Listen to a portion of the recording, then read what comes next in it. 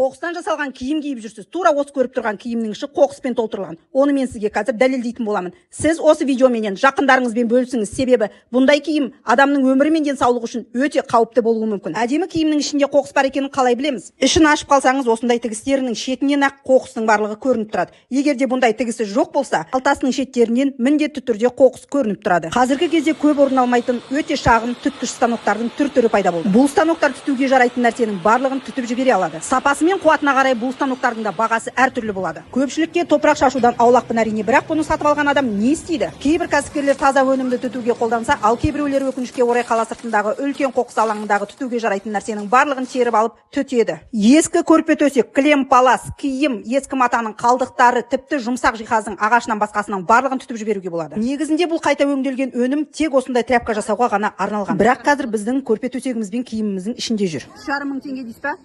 Ішінде не бар бұны? Ішінде не бар екенін міне көріп тұрсыздар. Қымбаттауын да қарап көрейік.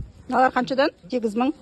8 мыңдық әйелдер шапанының ішінде жаңағы жоғарыда көрсетілген тряпканың екі түрінен бір қабаттан бар екен. Бүкіл әлемнің қоқысын үстіне киіп, тіпті құда-құдағиына беріп жүрген біздің қазақтар ғана. 5 жыл бұрын Алматы базарындағы ең арзан көрпенің бағасы 25 мың теңге болса, қазіргі бағасы 7-8 мың теңгеден. Себебі ішінде қоқыс. Ең сорақысы дәл осы қоқыс сәбилеріміздің киімі менен көрпе-төсектерінің ішіне де еніп алды. Қоқыстағы егеу құйрықтар менен қаңбас иттерді есептемегенде, адам көзіне көрінбейтін қаншама паразиттер бар. Тек микроскоппен ғана көруге болатын бұл паразиттер адамның мұрын, құлақ қуысына кіріп түрлі аурулар туғызады. Әсіресе ең жақсы көретін жері адамның көзі. Интернетке пылевые клещи немесе глазные клещи деп жазып көрсеңіз түсінесіз. Әр қазағым, жалғызым, бәріңіз біліп жүрсін деген оймен осы видеоны салдым. Ендеше көрпе-төсекпенен киім алатын кезде оның сыртына емес ішіне үңіліңіздер. Барлығымыз аман, бай, қуатты болайық.